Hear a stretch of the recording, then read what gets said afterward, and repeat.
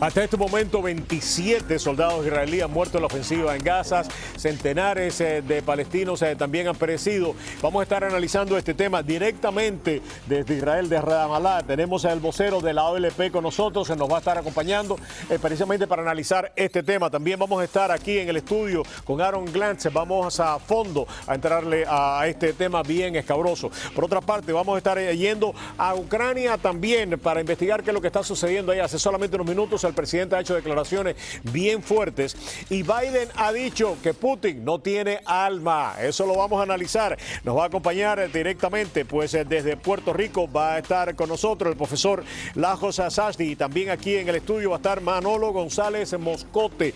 Por otra parte, vamos a estarle dando seguimiento a lo que sucede en Venezuela. La democracia está muriendo lentamente en Venezuela. Vamos a hacer contacto con Venezuela, vamos a estar investigando la muerte de este alcalde asesinado en su casa a puñaladas y también qué es lo que está pasando con Leopoldo López. Y mientras tanto, aquí en el condado Miami-Dade continúa el alcalde Jiménez tomando decisiones, algunas de ellas controversiales. Nos viene a tratar de explicar en el día de hoy aquí en el programa el comisionado Bobo algunas de las más recientes decisiones del alcalde y cuál va a ser la postura de ellos como el comisionado, como cuerpo legislativo ante ellos. O sea, todo eso y mucho más aquí en Prohibido Callarse.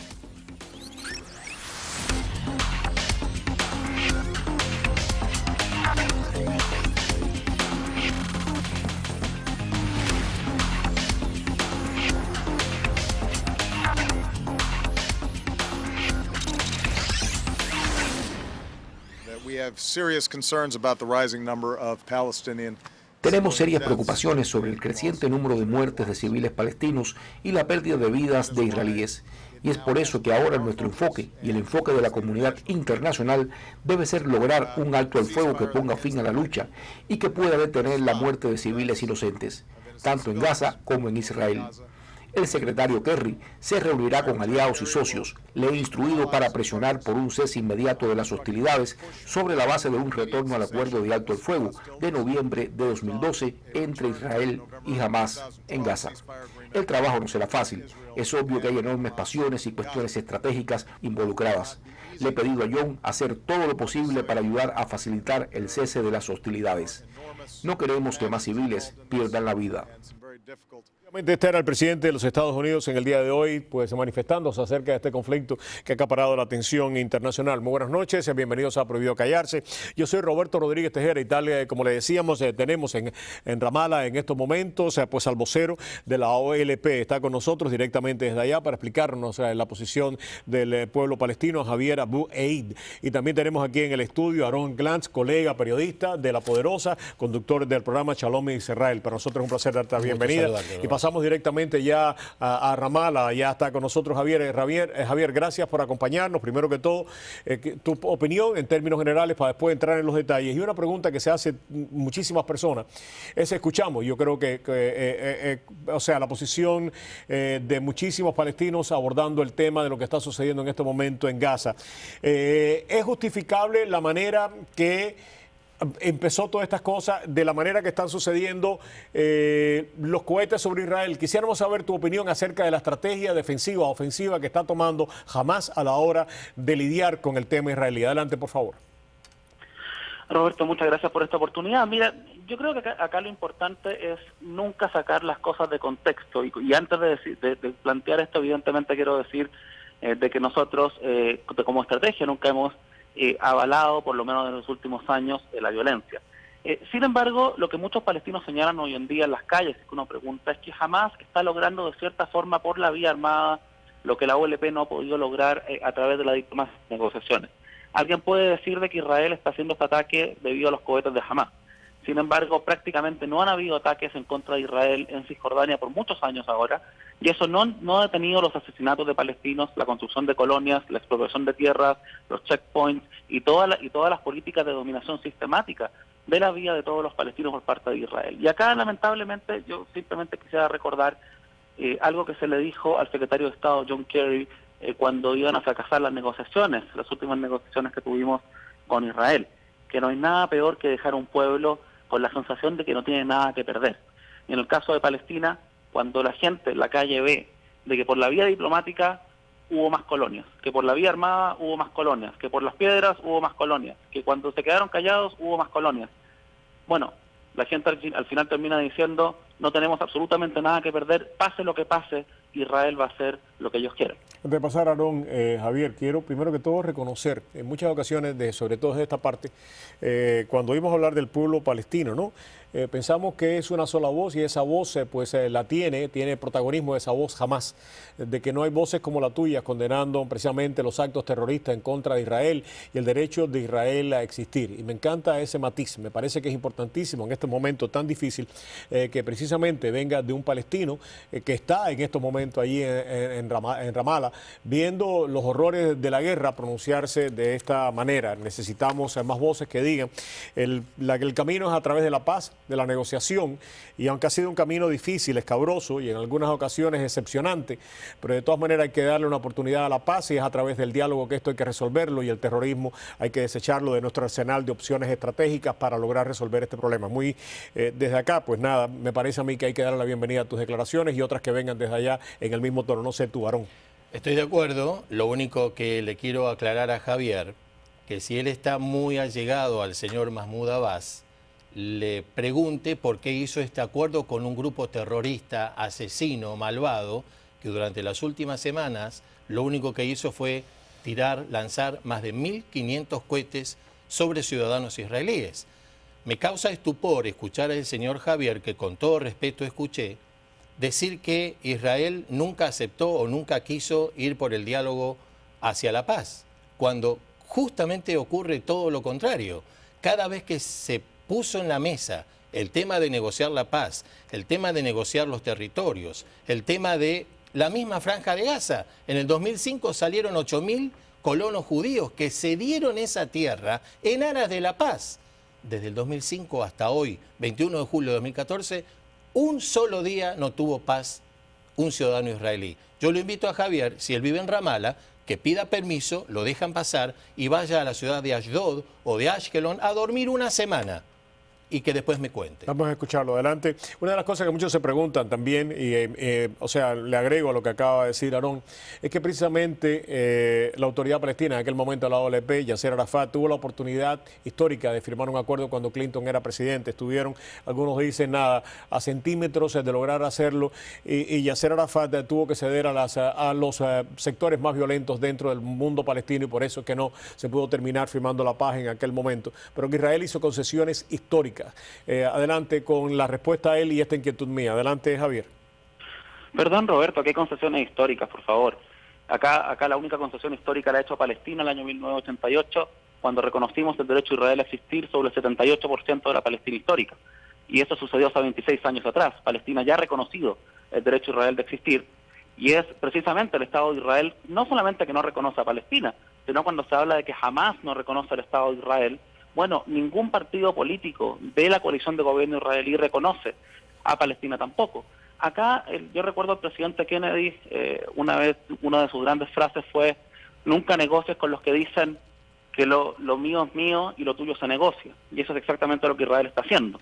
Acá hace 26 años nunca pensamos de que 26 años después estaríamos aún hablando de fronteras, porque lo que está haciendo Israel cuando se empezó a negociar la paz fue simplemente utilizar la negociación como una cortina de humo, y es por eso que hoy tenemos 3 veces el número de colonos de los que teníamos al comienzo. En otras palabras, es 3 veces más difícil poder hacer la paz hoy en día de lo que había en ese momento. Nada más con la pregunta, desde el punto de vista histórico, Javier, ¿no estarías tú de acuerdo que cuando las conversaciones aquí en Estados Unidos, o sea, con Clinton, se estuvo a punto de llegar la paz? Absoluto. No. En absoluto.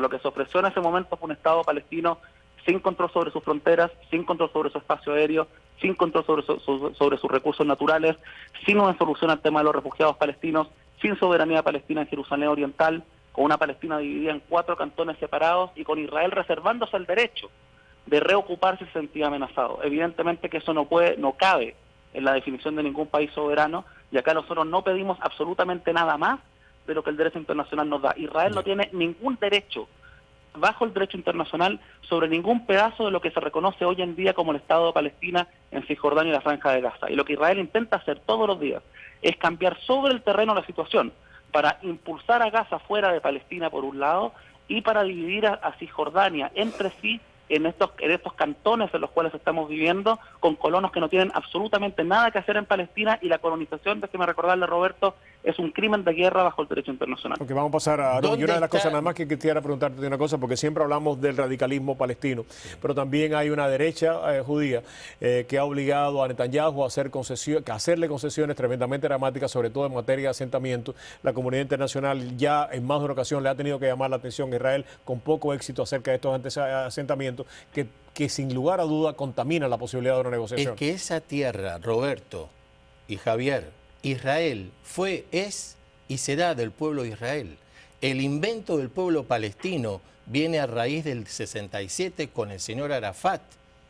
La tierra de Transjordania en el año 1912 eran las verdaderas tierras del pueblo para poder palestino. mantener, pero no fue precisamente las Naciones Unidas cuando se le concede el derecho a Israel, que En también el 47, se concedió. Déjame terminar, cuando... que se la para beneficio de nuestros televidentes. Sí. Sé que tú no necesitas la pregunta completa, pero los televidentes sí. Cuando en el 47 se crea el Estado de Israel, no se crea paralelamente el Estado palestino, o sea que no es un invento de los palestinos ni de Yasser Arafat en el 67. Se crea, se le concede una franja de ese sector que se llamaba Transjordania, que era el límite con el río Jordán. Exactamente. De ahí para el norte, digamos, eso era Palestina. Les pertenece a los jordanos, son parte del pueblo de Jordania. Okay. ¿Por qué los libaneses, el Líbano o los otros países no los aceptan y no los quieren? Los tienen como refugiados, no les dan de comer, no les dan asistencia. Están saliendo lentamente a la luz las verdades de esta historia. ¿Cuál es la verdad? Antes de pasar a... Que la franja de Gaza, los territorios siempre fueron de Israel. Jerusalén en el Corán figura ni una vez. Ok, déjame pasar para que te conteste. 699 en la Torá. Ok, adelante, Javier. Yo no sabía que el Corán y la Biblia y la Torá eran documentos para poder entregar derechos sobre un territorio u otro. Es historia, ¿cómo no? Bueno, entonces supongamos de que Dios es un agente de bienes raíces, digamos, y que le puede entregar un territorio a uno o a otro. No distorsiones. No, porque lo que usted está haciendo, usted básicamente dice que el pueblo palestino no existe, punto uno. Punto dos, dice que el pueblo palestino no tiene derecho sobre esta tierra, que la franja de Gaza pertenece al pueblo judío. Es que en esos términos que nadie en la comunidad internacional acepta, ni siquiera los aliados más cercanos de Israel. Es muy difícil poder establecer un diálogo. Acá déjeme hacer las cosas mucho más sencillas que estas. Que cada uno no tiene que hacer un diálogo de ciegos, o de sordos mejor. Acá simplemente existen tres opciones. Una, que tengamos dos estados sobre la frontera de 1967, que vivamos en paz y seguridad Israel y Palestina, que es la posición nuestra. Otra, si es que Israel cree, como el señor Aarón cree, de que todo esto es la tierra de Israel, que nosotros somos unos simples intrusos, que nunca estuvimos acá, que nos inventaron y que estamos acá por capricho. Bueno, a lo mejor Israel puede tomar absolutamente todo y darnos igualdad de derechos, tener solamente un Estado para ambos. Eso Israel no lo va a hacer porque en su concepción tan racista, un cristiano y un musulmán no puede tener igualdad de derechos, y esta idea del Estado judío se caería. La tercera opción sería básicamente hacer lo que Israel está haciendo hoy día, que el mismo secretario de Estado John Kerry ha definido como apartheid, digamos, que se vio en Sudáfrica, que es que tienes un grupo controlando a otro y ese otro no tiene derechos. Nosotros decidimos la primera opción, que son dos estados. Israel ha decidido la tercera opción, y hay algunos que creen que ya que nosotros hemos decidido la segunda opción, la primera opción de dos estados, Israel ha decidido continuar con un sistema de apartheid, entonces lo que se va a terminar construyendo en el largo plazo es la solución de un solo estado. Nosotros decimos, nosotros queremos dos estados, pero ya que hay opiniones extremistas como la del señor Aarón, que cree que somos intrusos en esta tierra, probablemente esta solución de dos estados va a terminar destruyéndose, y vamos a estar hablando de otras cosas en unos pocos años. Javier, muchísimas gracias, te queremos agradecer mucho el tiempo y ojalá que logremos encontrar una solución. Digo logremos porque esto es una responsabilidad del mundo completo, no solamente de palestinos y de judíos. Quiero agregar un segundo fuera de tiempo. Javier, gracias, un fuerte abrazo para ti. Muchas gracias. Portavoz de la ALP directamente desde Ramallah. Adelante. Solamente, ¿cuántas veces Israel le ofreció al señor Mahmoud Abbas durante el periodo de Mahmoud Abbas? ¿Cuántas veces durante el periodo de Yasser Arafat? Y nunca se sentaron a una mesa a dialogar. Eso es porque no quieren dialogar, porque no quieren llegar a un acuerdo. Entonces, ¿qué utilizan? al grupo terrorista, ¿qué pasa si mañana desde aquí donde estamos, desde Jayalía, nos empiezan a tirar cohetes? ¿Tú qué haces? Tenemos que seguir esta conversación porque sin lugar a dudas, y vamos a entrar en un hecho que tú lo has abordado y me parece que es importante y beneficio para nuestros clientes. La cuestión histórica. Mucho por esclarecer. La cuestión histórica. Vamos a entrar de lleno en la cuestión histórica porque es demasiado, 2000 años, resumirla en 5 minutos es demasiado atrevido para todos nosotros. No son 2000 años, es mucho menos. Pero de todas maneras, vamos a entrar en la cuestión histórica, te vamos a invitar nuevamente para que estés. Muchísimas gracias y ojalá que podamos ver la paz en la región. Yo creo que ver la paz en la región es ver la paz en el mundo. Gracias, Jaro. ¿Cómo que no? Vamos a publicidad, vamos a regresar con otro tema que lamentablemente nada, nos sigue quitando el dolor de cabeza también, ¿no? Lo que está sucediendo en Ucrania, que el vicepresidente de Estados Unidos acaba de decir hace solamente unos minutos, Putin no tiene alma. Regresamos a la Guerra Fría, es lo que vamos a hablar en solamente unos segundos aquí.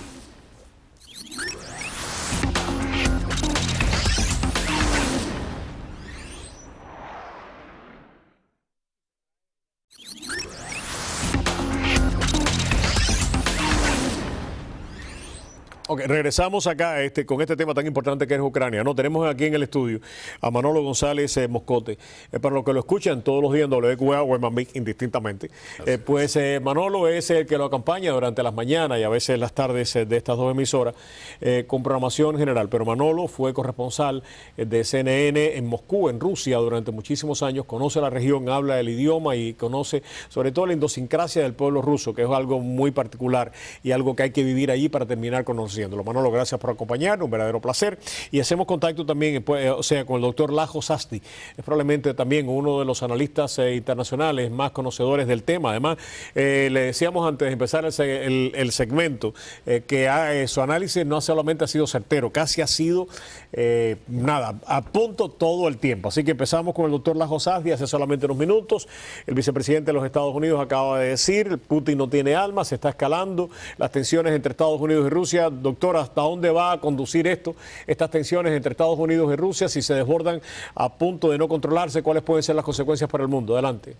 Bueno, sí, pienso que de momento Estados Unidos va a tomar una actitud limitándose a sanciones.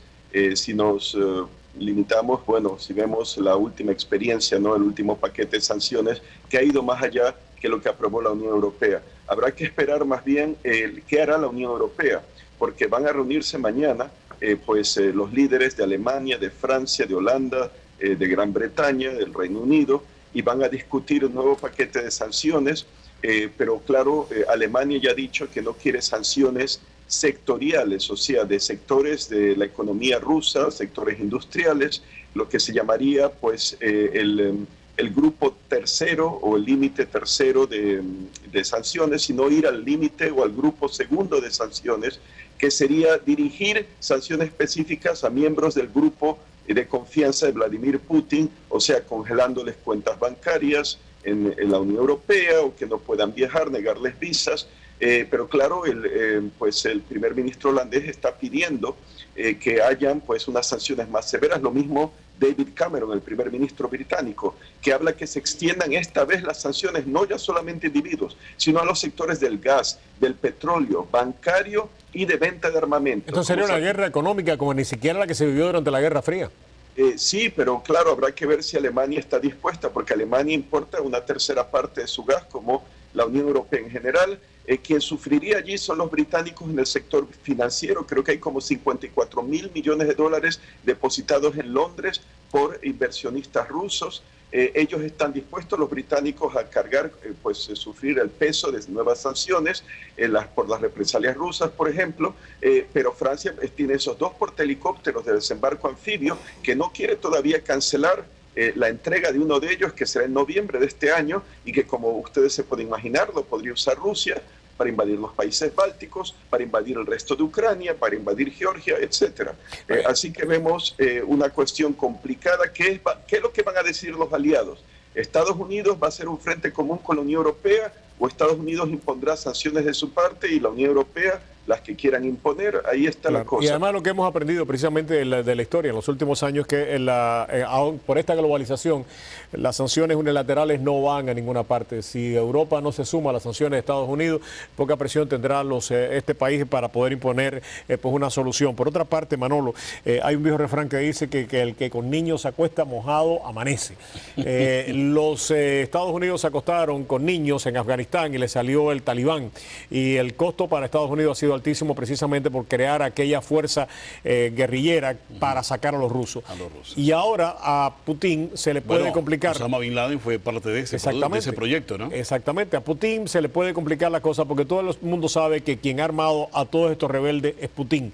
Y se le puede complicar la cosa. Hubo básicamente, hace unas declaraciones, uno de estos jefes rebeldes de una de las regiones que terminó casi amenazando de muerte a Putin si no continuaba su apoyo militar. Y este hombre viene de la inteligencia rusa y está dentro de territorio ucraniano.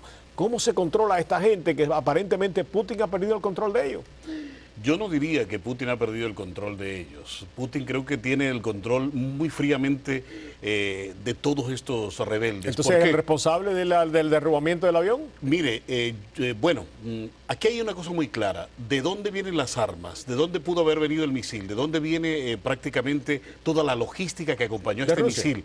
Es de Rusia. Los rebeldes, por mucho que se quiera decir, no sabían del manejo de esto ni entendían muchísimo de estas tecnologías, de cómo se manejaban. Aquí el problema ha sido un error de cálculo, un error de apreciación, un error de coordenadas que se le dieron justamente, se le dirigieron hacia el objetivo. Pero Putin no quiere asumir la responsabilidad por el error. Ni la va a asumir nunca. Rusia, conociendo como conozco a los rusos, el ruso nunca le va a decir a usted, fue un error mío, discúlpeme. Putin nunca va a pedir perdón por lo de Crimea, por lo de armar a los rebeldes. Eso nunca lo va a hacer, conociendo a los rusos como lo conozco. Eso es ¿Pero muy ni siquiera sencillo. por el derribo del avión? No, lo que va a decir sencillamente mañana pasado, seguramente lo que se le ocurrirá decir es que esos misiles salieron sin control de Rusia, o fueron robados, o esos rebeldes están sin control.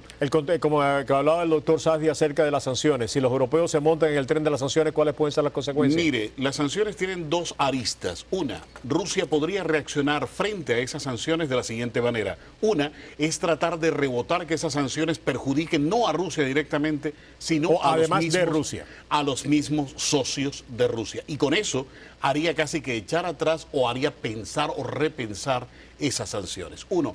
Y la otra arista de esas sanciones es que Rusia, en la medida en que usted lo presione con sanciones, escúcheme bien, y eso lo hemos hablado con usted en muchísimos escenarios y ahí se están cumpliendo, en la medida que usted presione a Rusia, la va a tener con más fuerza en América Latina.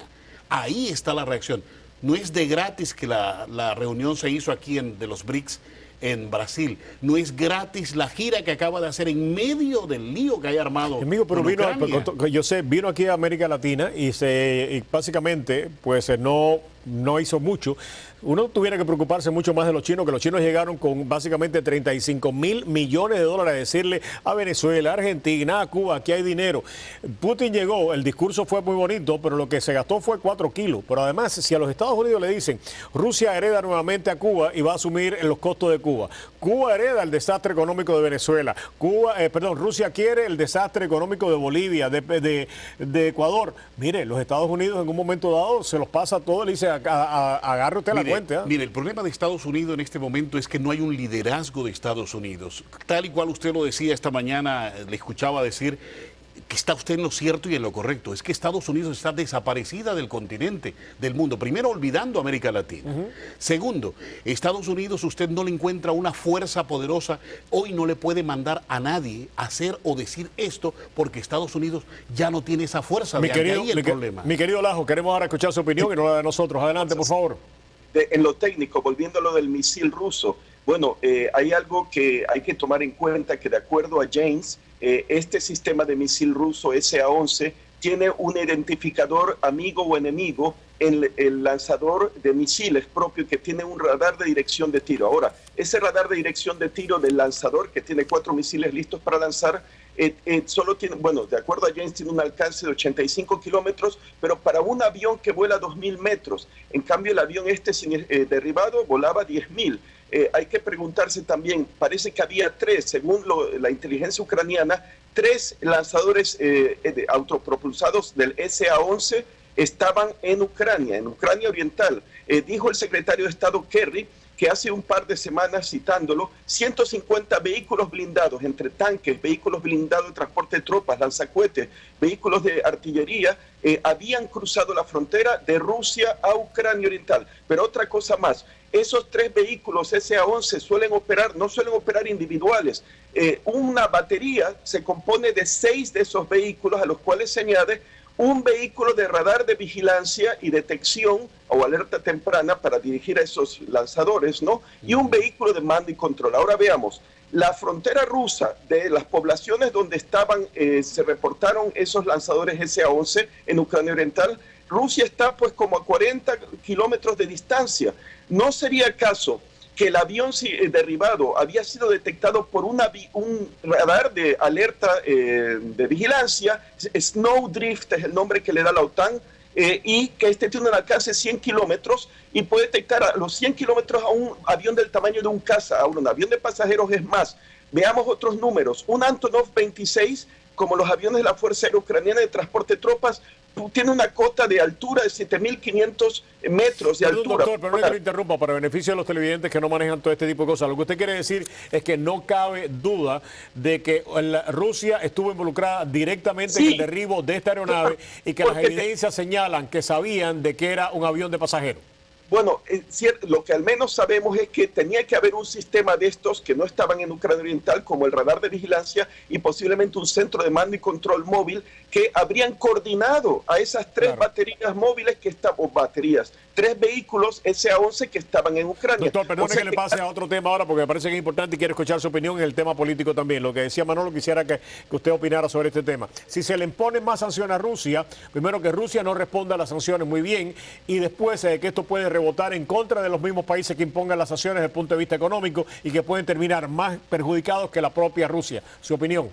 Sí, bueno, estoy completamente de acuerdo. Lo que Rusia va a tratar es de paliar los efectos negativos, por ejemplo, de no venderle gas y petróleo a Europa, que no olvidemos el principal socio comercial de Rusia es la Unión Europea. Pero ya vemos cómo han estado llegando a acuerdos económicos con la China, venderles por 400.000 millones de dólares por 30 años. Entonces, ellos mirarán mercados en Hispanoamérica, Brasil, en África subsahariana, África del Norte, sureste asiático. Ahora habrá que con la China, con la India, ¿no? Mercados tradicionales. Así que la cosa, pues ellos buscarán cómo neutralizar la pérdida del mercado europeo. Pero no hay que ir tan rápido porque esperemos. Miren cómo Alemania tiene pies de plomo, no quiere realmente cortar ese gas ruso. Turquía, que bueno, para unos es Europa, para otros no, pero después de Alemania es el principal comprador de gas natural de Europa, si incluimos a Turquía como parte de Europa, después de Alemania.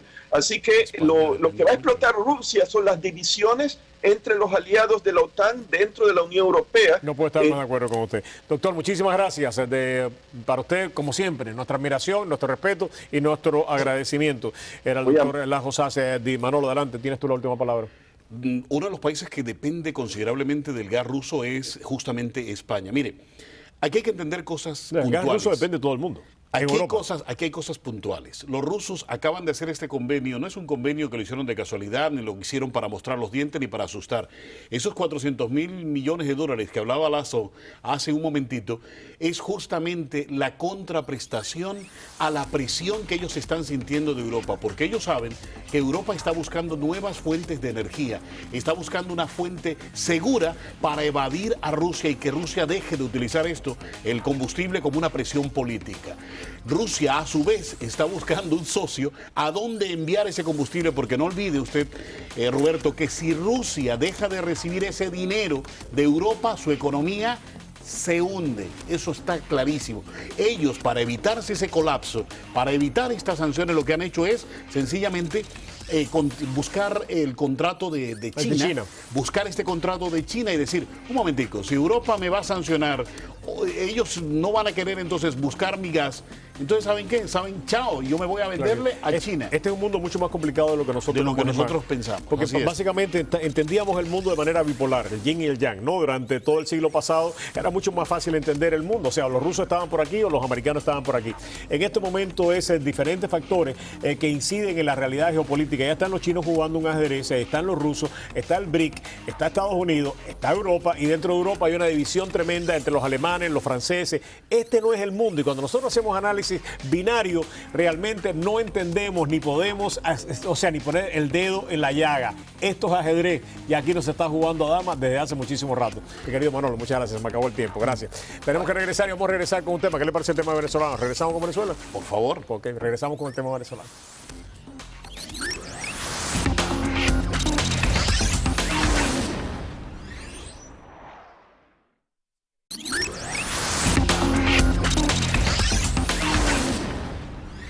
Ok, tal y como lo habíamos prometido, vamos a abordar el tema venezolano. Está con nosotros Esteban Gervasi, consultor y analista político. Lo tenemos directamente, de vía telefónica. Esteban, gracias por acompañarnos. Un verdadero placer tenerte en el programa. Él está en Boston.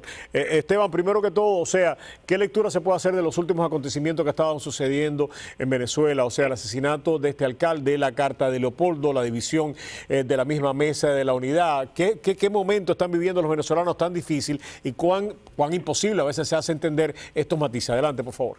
Buenas tardes, Roberto. Bueno, un fuerte abrazo. Saludos Gracias, a todos igualmente. tus televidentes. Bueno, la situación en Venezuela es gravísima porque en Venezuela tenemos definitivamente una dictadura y las cosas hay que llamarla por su nombre, y eso no está sucediendo con el resto de muchos dirigentes y analistas y organismos internacionales que siguen viendo el régimen castromadurista como un gobierno. Esto es un régimen dictatorial. Les recuerdo a tus televidentes que en Venezuela no hay separación de poderes públicos, claro, que es una de las condiciones sine qua non para tener una democracia. Esteban, pero esas cosas no la puede controlar ni la oposición venezolana, son incontrolables por ello, pero lo que sí puede controlar la oposición venezolana es su respuesta precisamente a lo que está haciendo Maduro, lo que está sucediendo en Venezuela. Pero vemos la oposición que supuestamente está representada en la MUD, tratando de justificar el encarcelamiento, el secuestro de Leopoldo López, del alcalde Ceballos, del alcalde Carano y además de los estudiantes. Pero además de eso, yo les recuerdo a los televidentes que hace unos meses Julio Borges, Enrique Capriles fueron los primeros en poder visitar a Leopoldo López pidiendo que abandonara la calle para que lo soltaran. O sea, que no, lo de Ramón José Medina no es una cuestión individual, es una cosa institucional. Entonces, es una oposición oficialista que tiene negocio, que es corrupta, que tiene negocio con el régimen dictatorial, tienen beneficio. Vemos a los dirigentes de la MUD que representan al banquero Víctor Garza, otros representan a su suegro, a sus mujeres, a su cuñado, o unos quieren meter a la esposa, como Edgar Zambrano, que quiere que sea una juez del Tribunal Supremo de Justicia o directora principal del CNE. Entonces, tenemos una complicidad y el pueblo... Ante eso, ¿qué hacer? Ante eso, la pregunta clásica que ya Lenin se la hizo en una ocasión, ¿no? ¿Qué hacer? Bueno, ¿qué hacer? Es que hay que tomar la calle. La salida, yo le he dicho, es supraconstitucional. La salida está en el pueblo, porque la misma Constitución venezolana la establece. El pueblo es el soberano y en él reposa el poder constituyente. Y el pueblo debe tomar las calles con la dirigencia que va a aparecer en el momento. Ahorita tenemos una dirigencia que está representada en Leopoldo López, María Corina Machado, Antonio Ledesma, Diego Arria, Carlos Vecchio. Aquí inclusive hay venezolanos en el área de la Florida, en Estados Unidos, aquí en Washington, en Boston, venezolanos que representan a la mayoría del pueblo venezolano. Por supuesto, hay que buscar la unidad en base a valores y principios, y eso es lo que nos va a llevar. Pero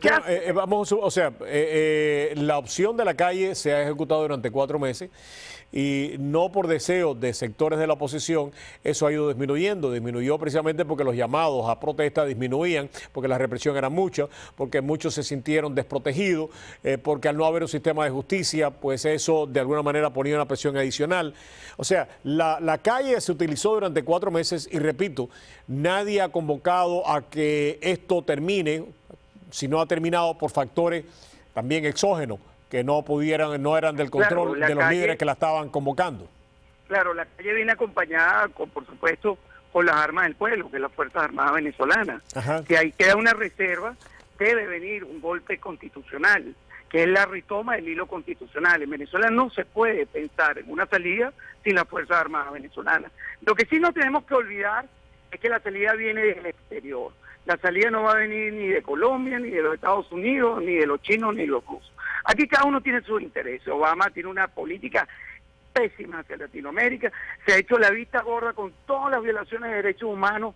Aquí el Congreso, los senadores y los diputados y la Cámara Baja aprobó sanciones y Obama se ha hecho la vista gorda. Sus funcionarios diplomáticos son parte del sistema corrupto chavista y eso es inaceptable. Entonces la solución está en el pueblo y en las armas de las Fuerzas Armadas y tiene que venir un golpe constitucional. Hay que retomar la calle, que fue donde Maduro estuvo en el momento más crítico de su poder, donde estaba a horas de perder el poder y lamentablemente la MUD, que es parte del negociado del castrismo, participó y sacó a la gente de la calle, la desmovilizó, detuvieron a Leopoldo, persiguieron a María Corina y la MUD no hizo absolutamente nada. Entonces, primero ya hemos vivido esto como tú dices, la calle ya iría en otra condición, ya sabe la gente que la MUD no representa a nadie en la oposición, entonces la gente tomaría la dirección de otro liderazgo que está apareciendo, va a aparecer y va a ser la que retome el hilo constitucional de Venezuela. Ya la gente sabe que la declaración de Henry Ramos es una declaración con intereses corruptos, que la declaración de Ramón Guillermo Veleo son intereses corruptos, igual la de Ramón José Medina, igual la de Julio Bores, igual la de Enrique Capriles. Toda esa gente ha demostrado con hechos que son unos corruptos, que son parte de un sistema dictatorial. Y pasarán en la historia como unos traidores, como unas personas que vendieron la dignidad y los valores del pueblo venezolano.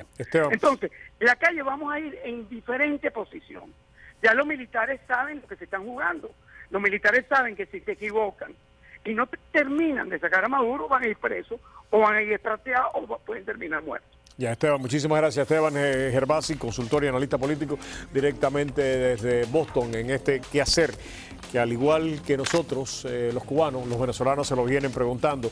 No es por falta de ensayo de estrategias, la puesta en práctica de tácticas en algunas ocasiones diferentes, contradictorias una con la otra, sino es precisamente porque a veces uno no termina encontrando una respuesta al quehacer. Vamos a publicidad y regresamos allá en solamente unos segundos aquí en Prohibido Callarse con el comisionado Bobo. Vamos a estar hablando del presupuesto del alcalde Jiménez, del museo y de los 5 millones del Museo Pérez. No se mueva, regresamos.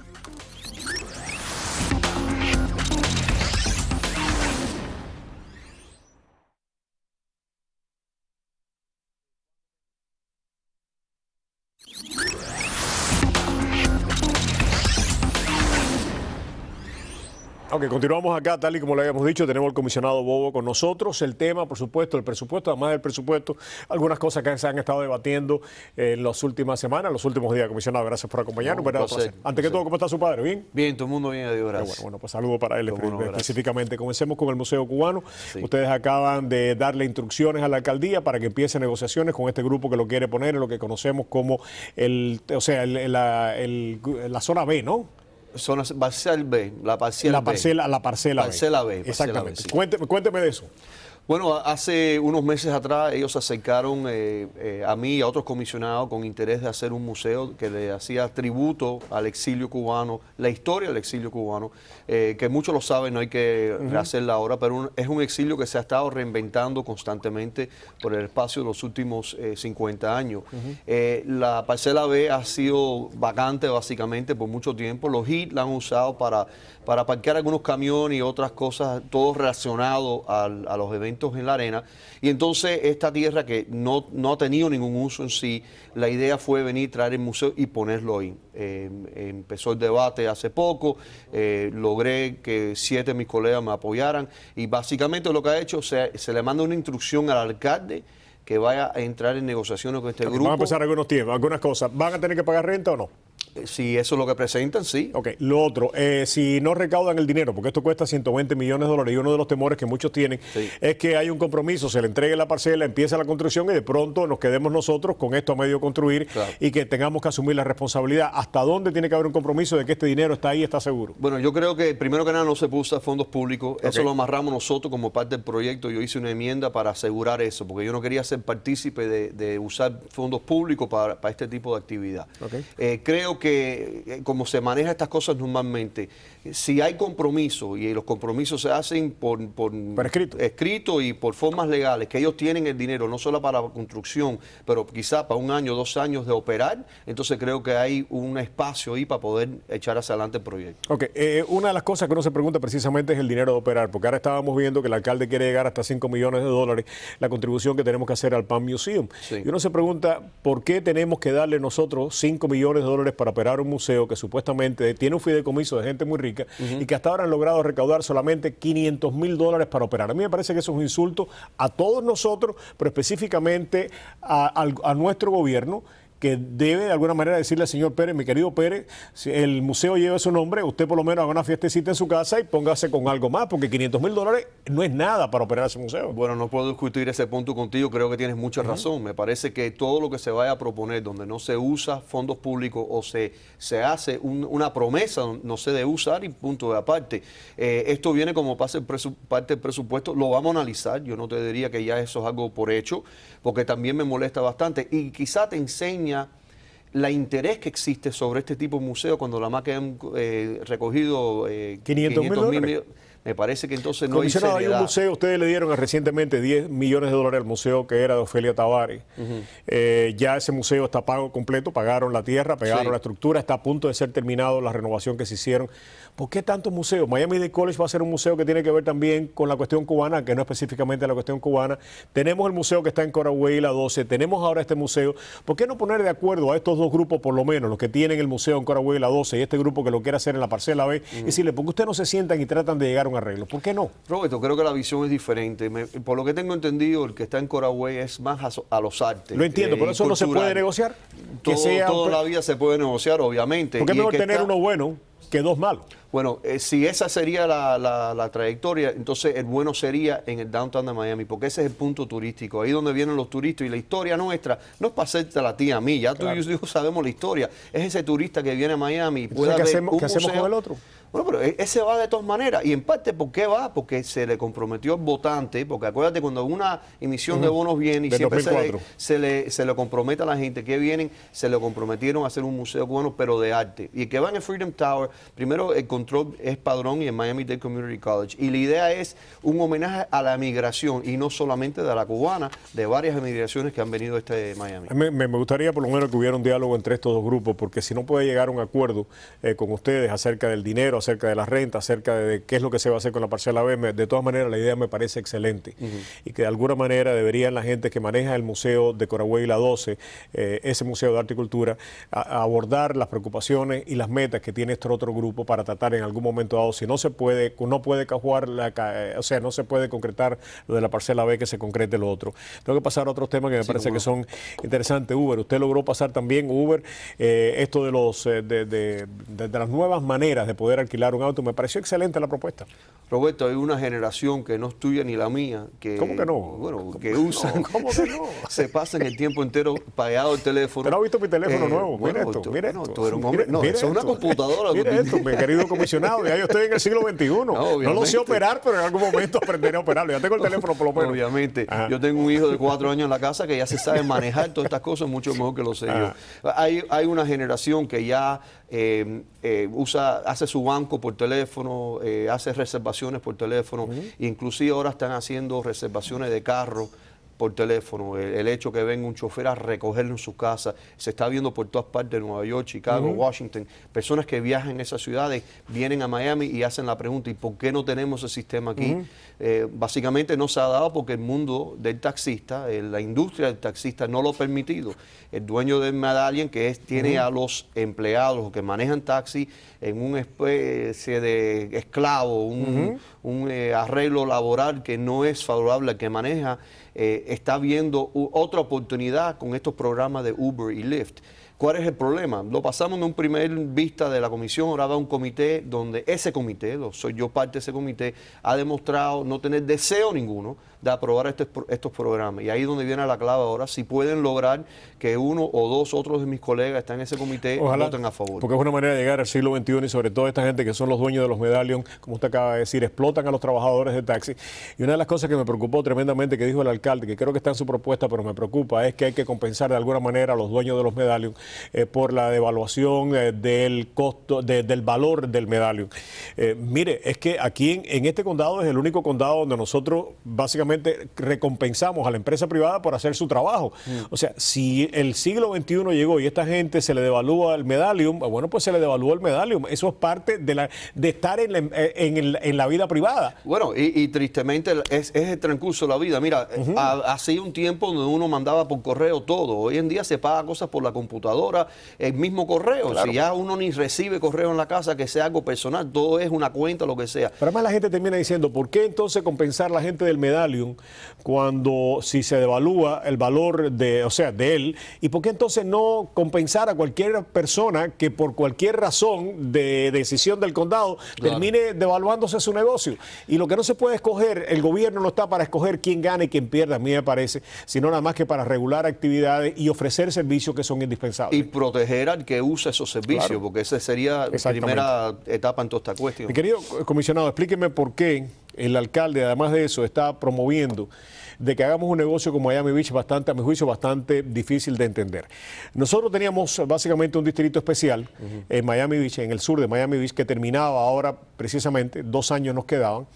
El alcalde, para no tener que pagar ahora y que el hueco financiero fuera menos, le ha dicho a Miami Beach, ustedes le pagamos en el año creo que 24 o 25, cuando él no sea alcalde, los 34 millones de dólares, pero a cambio yo le voy a extender ese distrito especial por 20 años más, lo que nos cuesta 800 millones de dólares en impuestos que vamos a dejar de recibir. Pero además estamos financiando el Convention Center, en vez de con dinero de los turistas, lo estamos financiando con dinero que viene del impuesto a la propiedad. Explíqueme eso. Bueno, cuando hay hueco en el presupuesto, uno se pone desesperado. El plan ese, me di cuenta en el periódico, porque él no se ha sentado con nosotros a hablarlo con detalles de este proyecto y por qué lo quiere hacer. Pero sin duda ninguna, hay un hueco en el presupuesto en este momento, Roberto, que no hay manera de empatarlo, que no sea o hacer cortes severos o subir impuestos. Yo sé que eso fatiga a muchas personas. 34, 800 millones. Cuando uno dice, estoy dando 34, bueno, el intercambio es poco adelantado para no tener que hacer un pago pequeño ahora, en cambio uno más es grande. Pero eso, y uno tiene que entender, ese es algo que está proponiendo hoy como parte de su presupuesto. Tiene que venir frente a la comisión ahora en el mes de septiembre como el trabajo de presupuesto. Usted entiende que para nosotros es muy difícil entender las prioridades del alcalde, porque cuando nos dice, para no pagar 34 ahora, vamos a pagar 800 en 20 años, pero vamos a darle dinero al Miami Heat, vamos a buscarle dinero a los Dolphins, vamos a buscarle el dinero al Museo de Pérez. Es muy difícil entender las prioridades del alcalde. Primero que todo, está posponiendo todos estos gastos para el 24 o el 25, como si el 24 o el 25 de pronto nos sacáramos la lotería aquí en el estado de la Florida. Pasándolos a nuestros hijos, que no es justo. Exactamente. Sí. ¿Ustedes van a retar esto? Yo creo que, este tipo de cosas. No, yo creo que sí. Acuérdate que lo que ha pasado en el condado los últimos años, que cuando los presenta a nosotros el presupuesto es básicamente la unión en contra de la alcaldía. Eso es parte de lo que está pasando ahora, pero mucho más alto que eso es atender este presupuesto. Yo me llevo casi ya 4 meses estudiando el presupuesto, trabajando en el presupuesto para asegurarme que estas cosas no se hagan. Ojalá que no. Muchísimas gracias, comisionado Pereira, por tenerlo aquí en el programa. Regresamos en solamente unos segundos aquí en Prohibido Callarse. Y ojalá que el alcalde venga. Lo hemos invitado en un sinnúmero de ocasiones y seguimos haciéndolo. Nos encantaría saber las prioridades y este tipo de cosas cuando las escuchamos, por lo menos para nosotros, y va desde la ignorancia, nos cuesta muchísimo trabajo entender cuáles son las prioridades del alcalde, policía o el Museo Pérez. Es muy difícil de entender. Regresamos.